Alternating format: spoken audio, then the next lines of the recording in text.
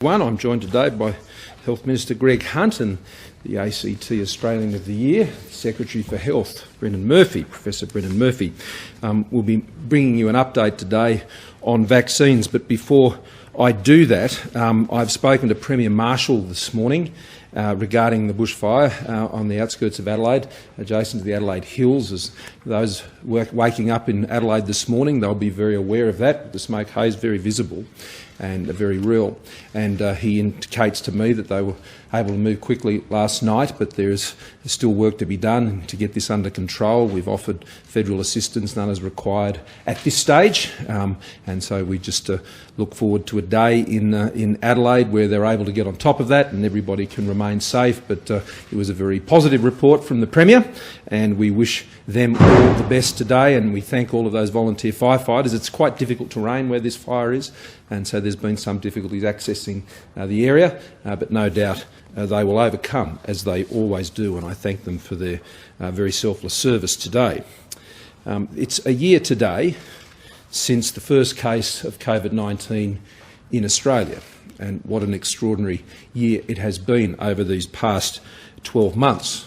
But a year on from that fateful day, Australia, we know, has done better and managed this together, working together, better than almost any other country in the world today.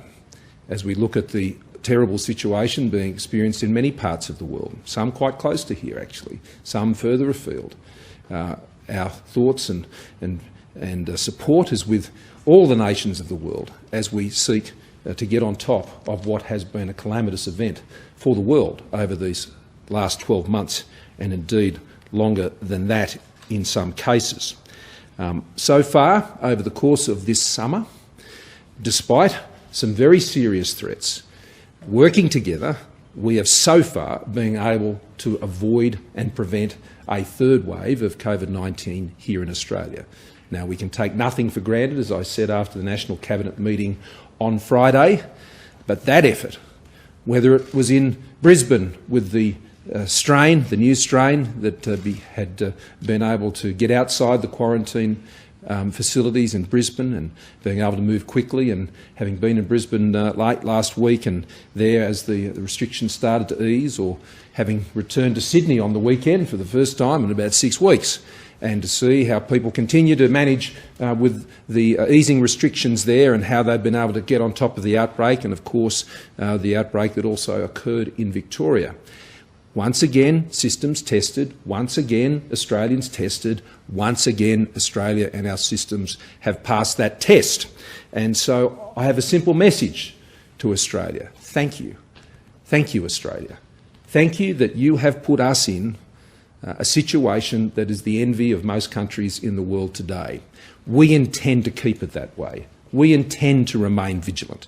We intend to continue to set the pace and set the standards by which we can ensure that we keep Australians safe, and we save lives and we save livelihoods, which have always been our twin goals. Now, a couple of weeks ago, when I stood here with the Health Minister and the Secretary, we gave you an update on where the vaccines were at that stage, and we undertook to keep people updated on that. And it's important that we be as transparent as we possibly can.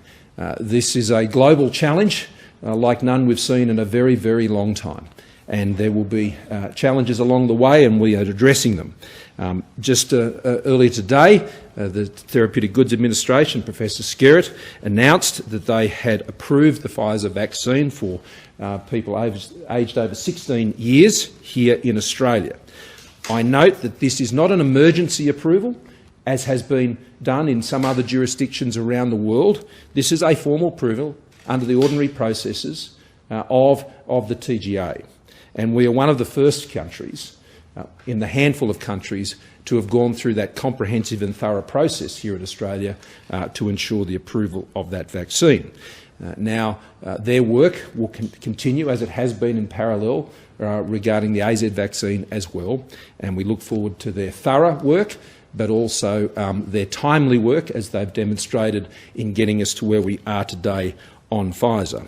Now, we remain on track to have those vaccines in Australia and ready to go from very small beginnings, I should stress, very small beginnings. Starting small, we scale up, as we outlined in the plan that we advised to you some weeks ago.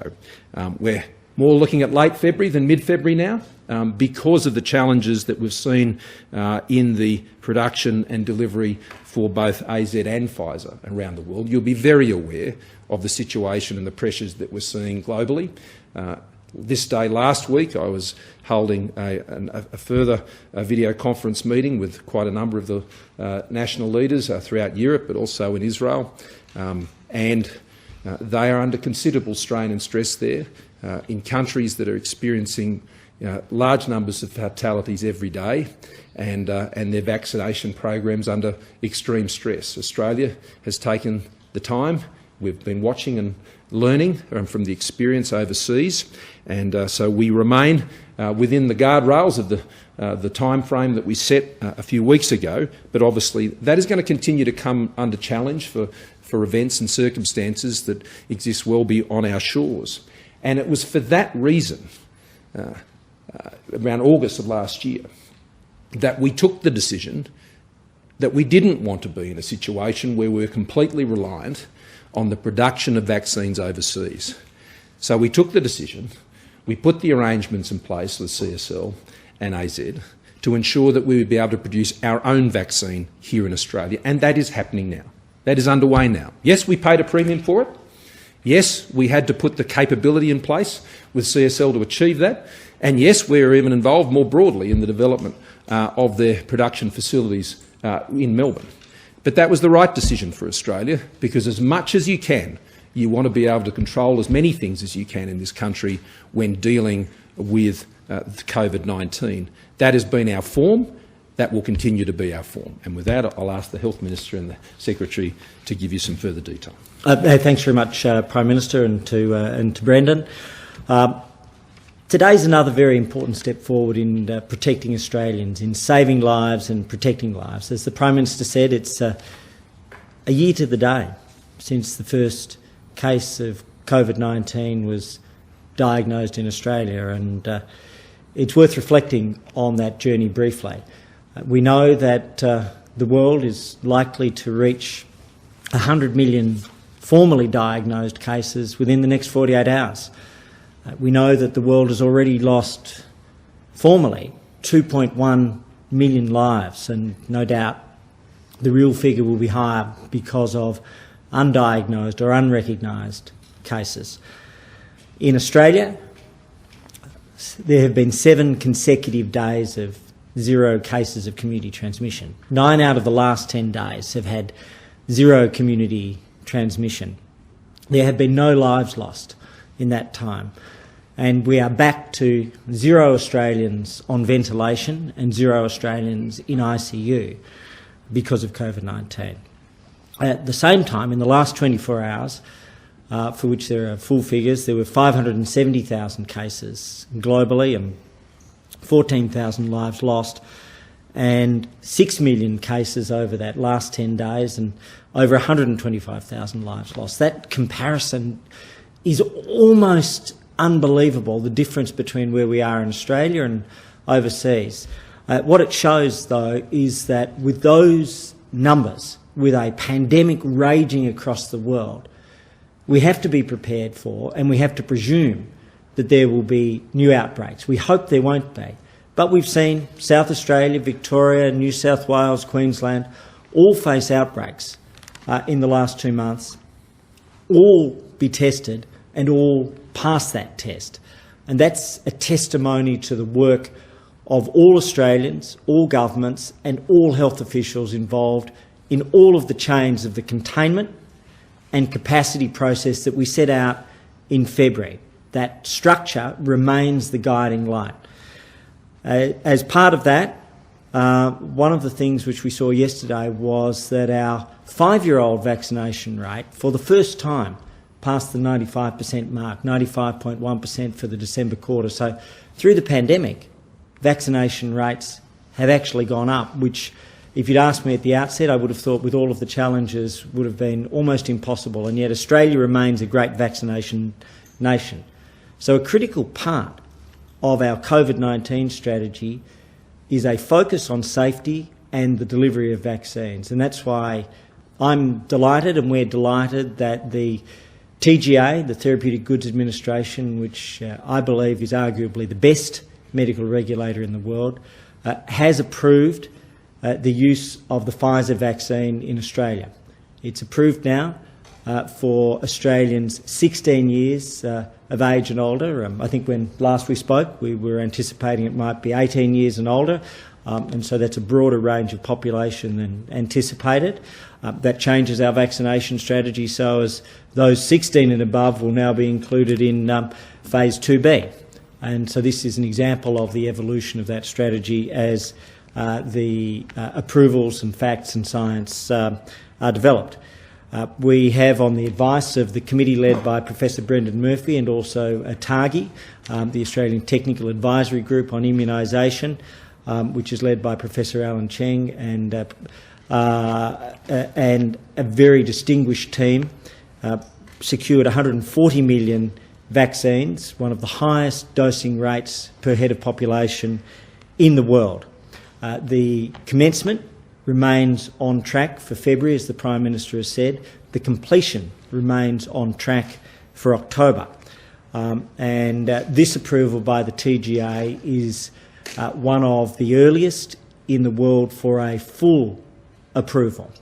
We know that the European Medicines Agency and the Swiss have already made such an approval, but Australia is amongst the earliest.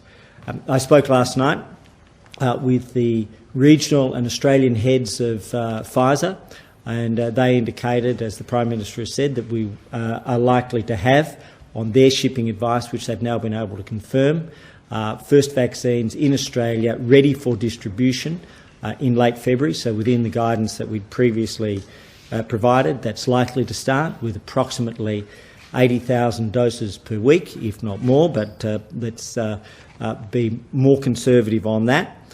Further guidance for March and beyond will be provided across the globe by Pfizer in mid-February. So they are making global decisions on those allocations, but continuous supply was their goal, objective, and their anticipation and guidance as of last night. With regards to AstraZeneca, the international AstraZeneca supplies in Australia are likely to commence slightly earlier than had previously been anticipated, early in March. And if there's more guidance on that, we'll obviously provide it. That's subject both to TGA approval and to shipping. I think that's important. And the domestic AstraZeneca production via CSL is likely to see supplies of approximately 1 million doses per week commencing in late March. And so that's an incredibly important part of it. Both companies have experienced global supply challenges, but we're in a fortunate position as a country because of the decisions that have been taken and our ability to focus on safety. In particular, if you ask me for the two most important decisions of the whole pandemic, one, the 1st of February last year, the advice that Professor Murphy gave to both the Prime Minister and myself and then to the National Security Committee that we should close the border with China. But secondly, the decision to pay a premium for an onshore, secure, sovereign vaccine manufacturing capacity via CSL. That puts Australia in a vastly more secure position than almost any other country in the world. And I think that's probably, of all the decisions, the one which I reflect upon, and it was a difficult, challenging decision at the time, and we had to work very hard to have that onshore vaccine manufacturing capability, but CSL and AstraZeneca have stepped up.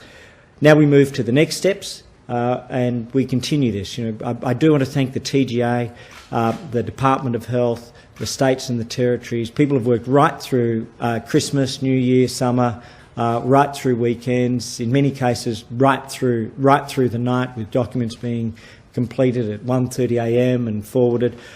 So we focus on the continuous assessment, the continuous procurement, the shipping, the distribution, working with the general practices, with the RACGP, the AMA, the states and territories on that rollout. But we're in a very strong position, and I want to thank, as the Prime Minister did, all of those Australians who've helped keep us safe, and all of our extraordinary researchers, medical professionals, contact tracers, pathologists that have prevented so far a third wave. But precisely because of the global risk, that's why we have to proceed with a safe, secure vaccine program. But Australians can have confidence. If the best regulator in the world approves the vaccine, it's safe and effective. Thank you, Greg. Brendan. Thanks, Prime Minister and Minister. I'll be very brief. I think this is a very special day for Australia. We are in this wonderful position of still having no community transmission, and yet we've approved through our normal, proper processes the first vaccine. We can now get that vaccine shipped to Australia, do the batch testing and start our vaccination program according to our schedule.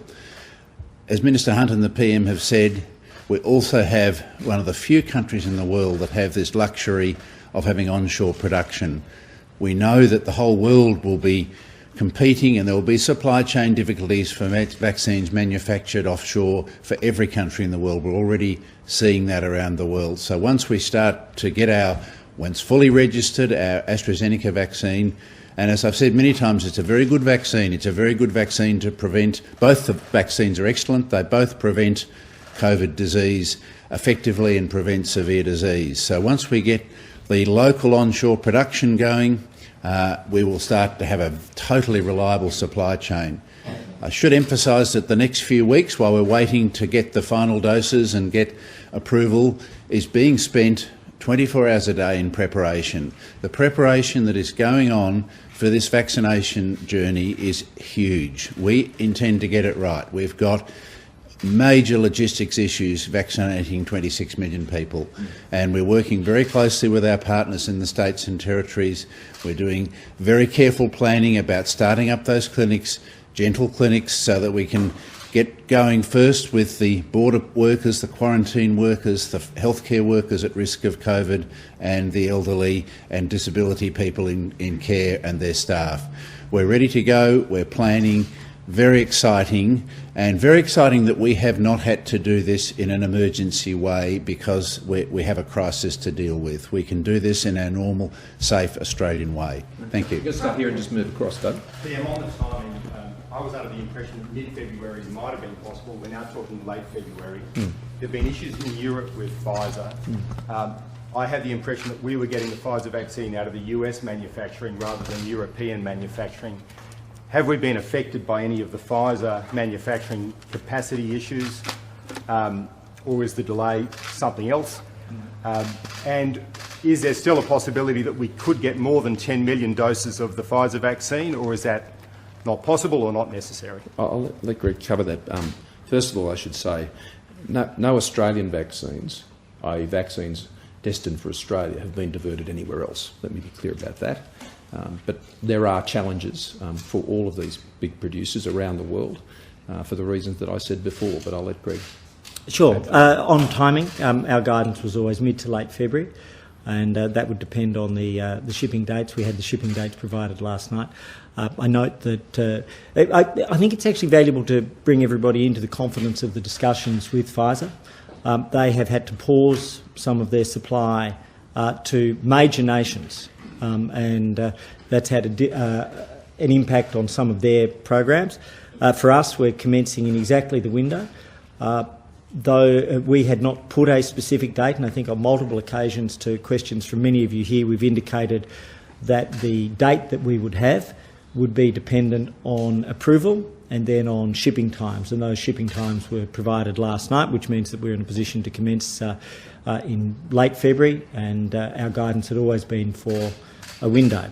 I would say that has undoubtedly been influenced by Pfizer's global capacity, and the fact that we are within our window is indicative of a very, very strong contract and a very, very strong position. So they reaffirmed to us that they are on track to complete all of their contractual contracts, timeframes and obligations. Second thing is On the selection and purchase of vaccines, we're guided by the medical expert panel. This is one where you would absolutely want the Australian Technical Advisory Group on Immunisation, led by Professor Cheng, and the Scientific and Industry Technical Advisory Group, led by Professor Murphy, to be the ones making the selection of vaccines. It's an entirely medical choice, and we've followed their guidance, and if they recommend more of any particular vaccine, then we'll secure it, and we are in a position to be able to do that. We've secured enough vaccines to vaccinate our population 3 times over. Has the government confirmed what percentage would potentially be going to our Pacific or our Indonesian friends? Yeah, the Foreign Minister and the Minister for the Pacific and International Development have been, they've commenced the process of working with our Pacific Island neighbours, and the first step of that is to prepare them to be able to administer the vaccine. And so there's a fair bit of work going in and aid support to ensure that they're in a capacity to actually deliver the vaccine. And we're going through the rollout timetables and programs with them now. Obviously, they don't start the same time as we do here. But the first thing we need to do is ensure that they're equipped to be able to administer the vaccine across their population. So that's the first step, and I've had some fantastic messages back from our Pacific family leaders over the course of the last week. Those calls have been very well received. The Pacific leaders are very appreciative of the very proactive role that Australia has taken to ensure that they'll be in a position to administer that vaccine. Following what happened in Norway, will we be giving Pfizer to elderly Australians or terminally ill Australians? I'll let Brendan do it. So the TGA advice, I think, and we have obviously been concerned about this. I think for the very elderly and frail, I think that will need a very careful clinical decision. That's something that would need to be where the risks versus of the benefits of vaccination need to be carefully considered. So the vaccine is registered for all ages over 16, but there will be specific advice that ATAGI will be producing around particularly people who are very frail and close to end of life, which is that group that had the issues in Norway. Mr. Hunt, just on the distribution, say ready by late February, so does that mean then in terms of people actually getting the injection that's likely to be early March? And just secondly, you said approximately 80,000 doses per week is the plan at the moment, but let's be more conservative on that. So is the figure revised down? No, sorry. Firstly, we're expecting that at this stage the first vaccinations will be delivered in February, and the 80,000 is the conservative figure. It could actually be higher, but we'll presume 80,000 doses per week is the initial distribution. And then, as I've said, Pfizer is around the world, and I think this is quite understandable, looking at all of their available production, and then they'll provide guidance in mid-February for March and beyond on a weekly basis. Will be coming out in that first shipment, for example? So we're looking at 80,000 plus per week at the initial outset, and that's why we're presuming 80,000 would be available.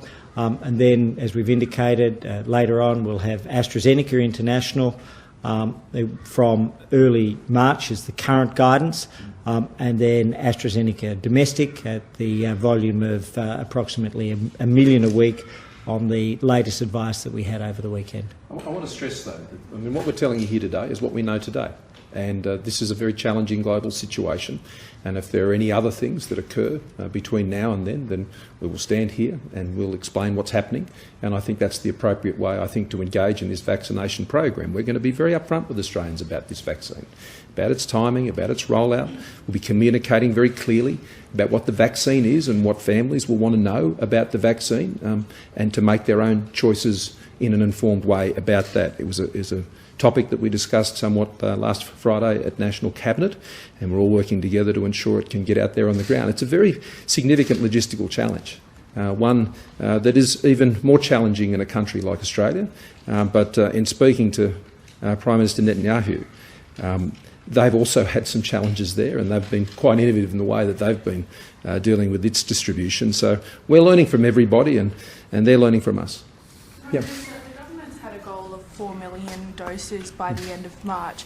Assuming that we get this late February start at 80,000 a week, you're going to have to very quickly increase that rate to get to 4 million by the end of March. Are you confident that that goal is still realistic? And if we could get some detail about what kinds of weekly figures you'd be expecting by effectively the second or so week of March? Yeah, well, look, I think it's difficult to predict these things.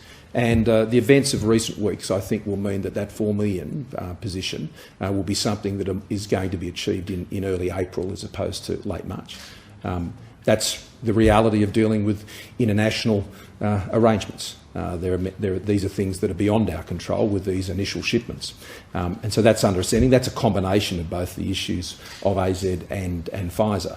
But that's why we're updating you today. Greg, did you want to add anything to that? Yeah, sure. So I think we're on track for the February commencement, the October completion, slightly earlier start for the AstraZeneca International than we'd imagined, slightly earlier start for the CSL production domestically than we'd imagined. The one variable here is that AstraZeneca globally advised us yesterday that, as we've seen, they've had a significant supply shock. And so that means that we won't have as much of that AstraZeneca International in March as they had previously promised, which is precisely why I maintain that the two most important decisions are the 1st of February China decision and the AstraZeneca onshore. That means, as the Prime Minister said, that April will be the period where we complete the 4 million. But the start, the commencement, all on track. Slightly earlier commencement for AstraZeneca International. Slightly earlier commencement for AstraZeneca CSL domestic. So there'll be swings and roundabouts on this process, and you can expect that. And what you can also expect is for us to explain those as they occur. Does that mean that the fact that it's going to be extended to people as young as 16 won't affect the delivery timetable at all? No, that doesn't, because those under 18 were included in the last of the 5 stages already, but they'll be able to come forward to the general population stage, which is stage 2B. Minister Hunt, I'm Professor Murphy. Where are negotiations up to on securing the Moderna vaccine, and what have been the struggles that have made it, currently not possible to secure that deal? Sure, people have different views, and I'll obviously turn on the science of it to Professor Murphy, but from a policy perspective, what we've done is take the views of the medical expert panel, and I understand there are many people with different views. I would have to say that our medical expert advice has arguably been the best in the world, and I've got here the Australian Academy of Science release of last week. The Academy supports the current Australian government vaccination strategy, informed by the best available expertise and science, and it was headed Academy Statement on the Pandemic Vaccines and Misinformation. It was concerned that there were many who were going, or some, who were going outside of the expert advice to give widely available, freely available opinions. The opinions that we listen to are those of the medical expert panels, ATAGI and SciTag, one led by Professor Cheng, one led by Professor Murphy. And if they recommend a different vaccine, if they recommend additional doses of the vaccine, then we'll pursue their advice, and we've followed their advice so far. So the Scientific and Technical Advisory Group is meeting regularly, and we are continuing to re-evaluate at every step our vaccine profile. Now remember, we've got the Novavax vaccine, we've still got whole population coverage of Novavax. We haven't seen phase 3 trial data for Novavax yet. We don't know, that may well be as good as the other vaccines that we've got. We are also looking at our mix of the mRNA vaccines. The Moderna vaccine is very similar to the Pfizer vaccine. There's not much difference between the two, but we are looking at our mRNA vaccine profile, our protein vaccine profile, our adenovirus vaccine profile all the time. And this panel, which is comprised people with deep expertise from the pharmaceutical industry, the medical and scientific industry, feels that our profile at the moment is the right one for us, but we will re-evaluate and make advice to government, and every piece of advice that that expert panel has given to government has been accepted. Hang on, I'm just going to give you one to go. I'm just moving across in the normal way. Prime Minister, just in lieu of the other questions asked, to follow up on Moderna, have you tried to sign a contract with Moderna, and is the government struggling? And once we ramp up production, will you be looking at, or why aren't we looking at doing a 24-hour vaccination program like other countries if we have that surplus stock? Why don't we try and get through the vaccination program faster? Well, I'll let Brendan and Greg. Well, we are not in a crisis mode where we have to. We will obviously be looking at vaccination clinics that may well function after hours, but we're not in a situation of having to do 24-hour vaccinations. When you set up a scale like that, there are risks associated. We want to make sure that this is very, very risk-free. We want to make sure our supply chain works. We want to make sure our cold chain works. We want to make sure we've got the right numbers of appropriately qualified vaccination workforce. So we are standing up a rapidly expanding vaccination workforce. When it's up at full speed, matching the supply of the onshore production of vaccines, it will be vaccinating a lot of people. But we tried to sign one with them? We are continuing to evaluate and in discussions with all of the major companies, and those discussions are commercial in confidence. We're continuing discussions with all major vaccine companies. One of the groups that has expressed concern about the lack of data from trials for the Pfizer vaccine, and a lot of vaccines, is pregnant women. Are they approved for this vaccine? So we will be getting specific advice from ATAGI on that. There is really no data on, theoretically, the risk of this vaccine, Pfizer or AstraZeneca, on pregnancy is probably very low. You note that the US and the UK have different recommendations about pregnancy. We will be getting advice from ATAGI, and it's advice that's really just going to be based on the best guess of what the risks are at the moment, and that's coming very shortly before the vaccine is administered. Okay. Something for the Health Minister and Professor Murphy again. Is Pfizer advised that they can ramp up beyond 80,000 doses to Australia? And we've seen in the UK they're stretching out the period between those doses. So has Pfizer said that they can move a bit faster? Can they ramp up over time? Yes, they have, and they'll provide the advice though in mid-February. So it was a very valuable discussion. They operate on what they call pandemic supply at the moment. Normally they like to build inventory, make sure that they have reserves. For example, when we have the flu vaccine, the manufacturers ensure they have reserves, that we have reserves, we're able to roll it out continuously. Around the world, they are producing and then distributing. I think the question before was our source. Our source is Europe, and they're producing, they're distributing. Usually it's within 24 to 48 hours of manufacturing. So in mid-February they'll provide guidance on volumes for subsequent months, but as of last night the discussion was about continuous supply and then progressively ramping up. The advice from the regulator is 21 days, approximately, and so Brendan can give you more advice on the windows on either side, but our regulators recommended 21 days, and that's what we're planning to do in Australia. So again, because Prime Minister, because we've got the luxury of doing this properly, we plan to make sure that we have enough vaccine to give everyone the second dose at the recommended time. We're not planning to manipulate the revaccination times. We're doing our planning on the basis that we can give people the recommended doses at the recommended intervals.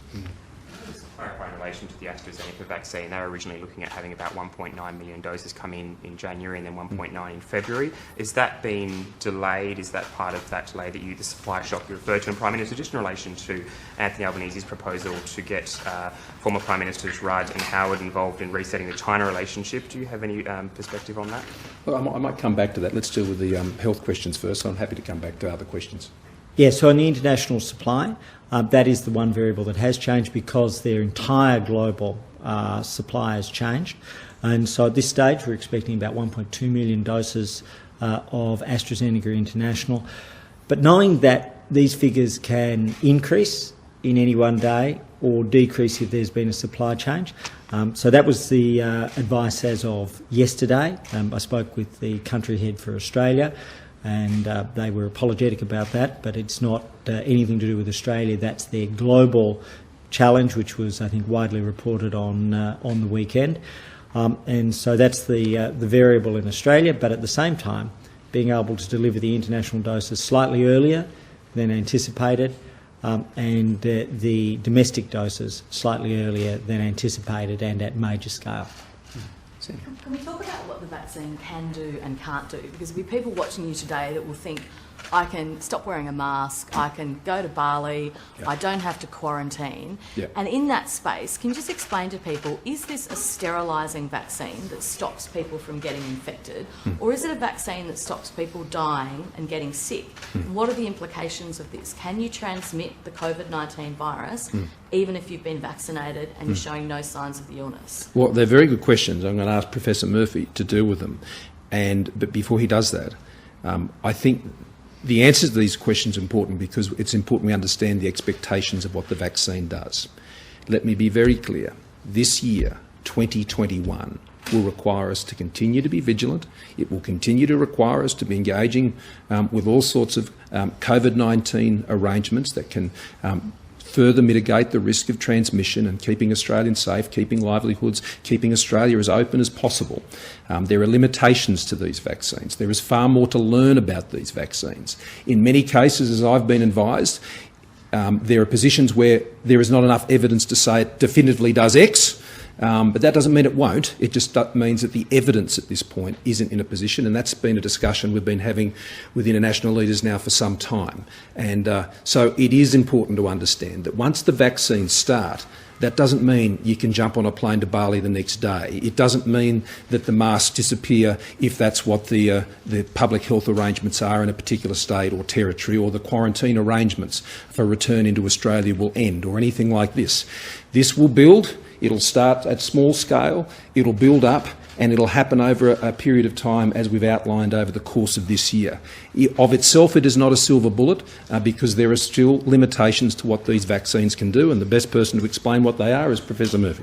Thanks, Prime Minister. These are really important questions and the population really want to know them. What we do know is that the two vaccines that we're rolling out now are both very good at preventing clinical COVID disease, and particularly severe disease. That's great. That's going to stop people getting clinically sick and hopefully people getting sick and needing treatment and unfortunately dying.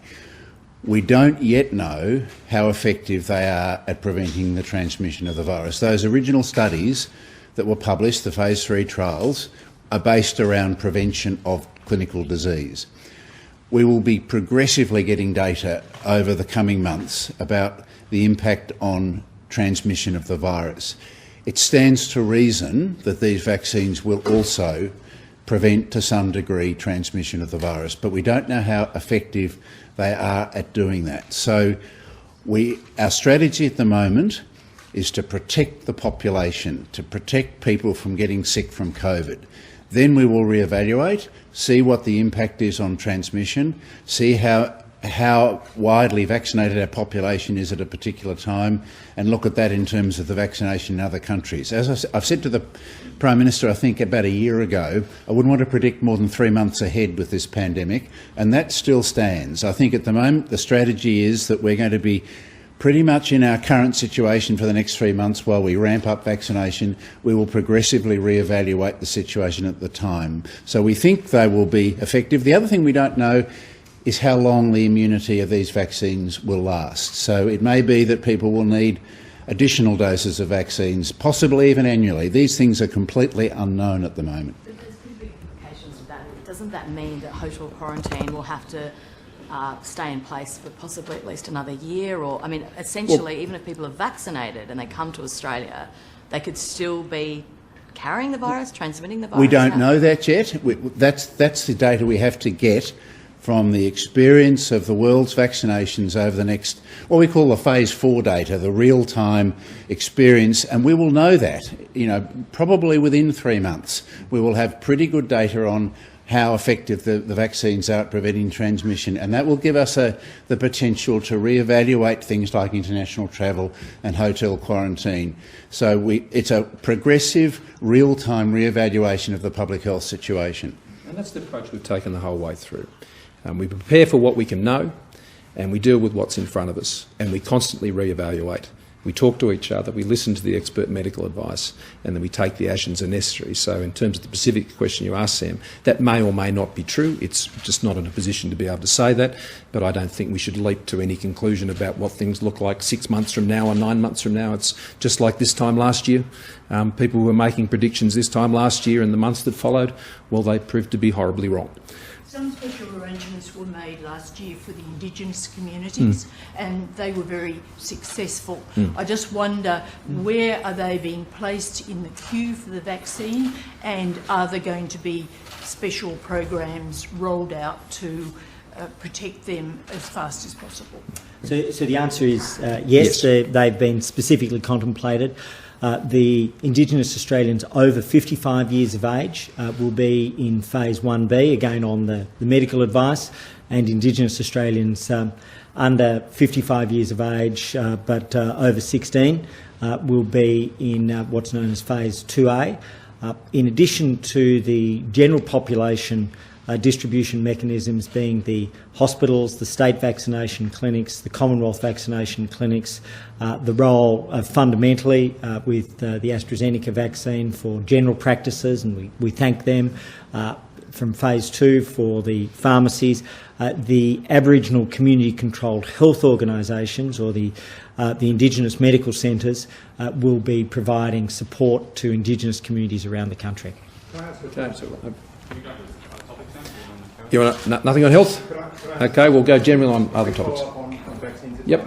Follow up to Michelle. What about people in rural Australia, people in big country towns? If you're in Ballarat or if you're in Bathurst, the Pfizer vaccine is so hard to ship, you may not have it at your local hospital. Will people in country Australia have to drive to the big smoke to get that vaccine, or should they just wait for AstraZeneca? Well, I think we'll find that there's likely to be a very short difference in time between the rollout for the two vaccines, and so they'll be proximate within a matter of weeks, if not days. And so our whole approach has been to make sure that regional Australia is treated in the same way as urban Australia. That was something that the Prime Minister was absolutely insistent on from day one. I remember this time last year, Brendan, he was focused on making sure that no Australian missed out on ventilation. I remember that conversation. It was a very firm conversation. Equally, he's been absolutely focused on making sure that equitable access is a fundamental tenet of this, which is why we'll have over 1,000 points of presence. We went out to a tender to general practices around Australia to invite all general practices to do that, and we'll be going out in the coming weeks, if not days, to pharmacies to invite all pharmacies to participate, each subject to meeting the technical and training requirements. So there'll be multiple points of presence, state vaccination clinics, Commonwealth vaccination clinics, general practices, pharmacies and Indigenous medical centres. Just one more on the access. So with that Phase 1A, how do you actually choose which aged care residents or which quarantine workers get the vaccine first? Look, obviously there'll be a process of ensuring that we work outwards, but at this point in time, the Department of Health is working on making sure that we have rapid distribution to as many as possible. By definition, somebody has to be first, and we will celebrate every vaccination, and we want as many people to be vaccinated as possible. So every vaccination will be a cause for celebration. Let me say this: we know that as you vaccinate a country, it will take time, and some people will want to be earlier. We've seen some examples of that. But the medical advisors who've protected us over the course of this last year, exactly this last year, are the ones who are continuing to provide the advice on the vaccine rollout. Okay, we'll go to the other issue. I'll pick up the question you asked before. The Australia-China relationship is important to Australia. The China-Australia relationship is important to China. And we will, of course, remain absolutely open and available to meet, to discuss any of the issues that have been identified. But those discussions, as I've made clear, won't take place on the basis of any sort of preemptive concessions on Australia's part on those matters. I don't think any Australian would want their Prime Minister to be conceding the points that they've set out. Our position on that is very clear, it's very honest, it's very transparent.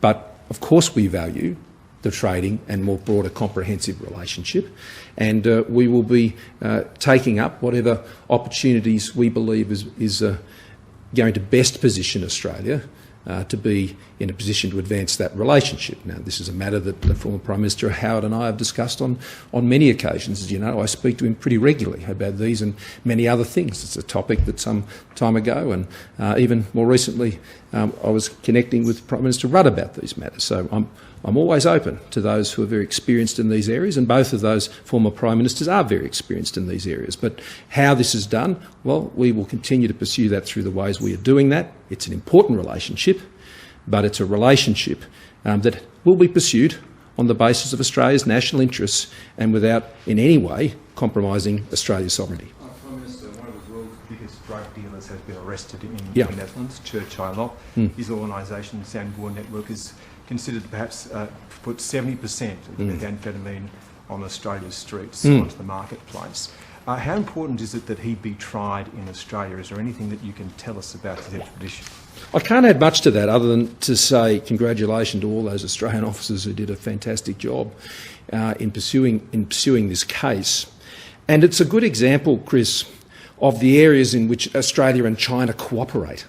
Whether it's on issues of organised criminal gangs, counter-terrorism, biosecurity issues, these types of things, Australia has had a very good working relationship with China on those very important global matters. And we would look forward to having increasing good relations with them on issues of environmental management as well, not just around matters of climate, but particularly around energy technology.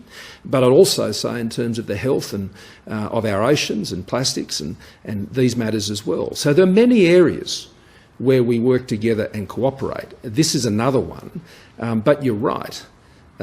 This individual has been responsible for shattering the lives and destroying the lives of an untold number of people, including here in Australia. And he should be brought to justice, as he is, and he should pay for his crimes. Okay, we've got time for a couple more, but because we have our Australians of the Year gathering, and I think you'll be up there for that, and there's one amongst us. Minister, a survey has found that most Australians don't want the date of Australia Day changed. Can I please get your reaction to that? Are you surprised? No, I'm not surprised. No, I'm not surprised. Can I just go back to vaccines, sorry, just briefly. The Pfizer vaccine requires 2 doses, and with the volatility in the global supply, are you making any contingencies to ensure that whoever gets those first 80,000 in the first week can get their follow-up in the stated time? And what is that recommended time that Australia will be pursuing between the 2 doses? Well, Greg answered that before in terms of the time frame, and that is why we've been so careful, because you've seen in other places where these things have become... Does that mean the whole summer side, I guess, is what I'm asking? Well, no, we'll see. We had this discussion last Friday as well. Brendan was in that discussion with the premiers. You don't start what you can't finish, and finishing the job involves 2 doses. And so it's not only just that you can get 2 doses, but it's also the process of where you get those 2 doses, the digital system that is being used to ensure we know where they get them. And so it's good for people to go to exactly the same place, the same GP or the same clinic. So that is the best way of ensuring the continuity of that system. So that is what has gone into our vaccination plan. And it's the 21 days, Greg, as I understand it, is the time, and that's what we've planned for. So 21 days, and we're planning exactly that. Oh, sorry, that's right. Prime Minister, could we see vaccination passports for international students later this year, or do you agree with Daniel Andrews and Minister Tudge that it's very much a 2022 proposition? Well, it's just too early to say. You know, I don't want to create any false expectations there or false hopes. The whole issue around vaccination passports is one that the EU is very focused on at the moment, and the way you can accredit particular vaccines and how that may potentially apply to broader movement of peoples over the course of the year. As the Health Secretary said, at this point there is no clear evidence about transmissibility. So that of itself means that the question at this stage is somewhat premature. Our priorities in terms of entry into Australia, I think, are very clear. We're doing everything we can to get as many people back to Australia as we can safely without compromising the pressures that can be placed on our own quarantine system. I had a good meeting with Premier Palaszczuk on Friday in terms of what I'd describe as a bit of a supplementary capacity that potentially could be done, but that only relates to an overflow capacity around charter flights. It's not an alternative. We looked at the issue of broader expansion of facilities like Howard Springs earlier in the year. And if you want to get at least 5,000 people into Australia a week, which is what we had been achieving, then the idea that you can build some sort of national set of camps that can accommodate that, well, that's not a practical way to achieve it. The advice was, and I think it was right, and it was agreed to by the states and territories, that the best and most effective and safest way to do that is to take advantage of the accommodation capacity that sits through the hotel quarantine system that has been used. And that was the advice, and the other options were considered. I mean, if people are suggesting that we rebuild all the detention facilities that were built under the previous government in relation to the border crisis, well, we all know how much that cost and we all know how that worked. And so this has been a very effective way and successful way of doing it. I mean, over almost 80,000 Australians have come home since mid-September. And that's been done very effectively by the states and territories. Of course, there have been some instances where quarantine hasn't been perfect. But to expect perfection on that, I think, in a global pandemic is unrealistic. What matters is the supplementary supports that go around through tracing and other measures which have proved to be very effective, particularly over this summer. Again, I thank Australians. Over this summer, we could have gone into a third wave. We could have been facing right now, as Australia sort of kicks in again after Australia Day, people going back to work, we could have been going in and in the midst of a very serious third wave. Australians, to date, have beaten that third wave. But, the fight goes on. Last one. Yep. I'm George Brangus, coming home to holiday on the Sunshine Coast while so many Australians can't come home from the UK. What's your opinion on that? Well, first of all, I just simply give you the facts. He came back for meetings here in Australia like many other heads of mission. He did not take the place of any other Australian. He got on the same place that anyone else would. He spent 2 weeks here quarantining before he engaged in those meetings. He actually had a meeting with me when he was back, which is the case for most of the heads of missions of our senior posts around the country, as well as with the officials and DFAT and other ministers. And he's an Australian, and he spent some time with his family in his home state while he was here. They're the facts. That's what happened. Okay, thanks very much.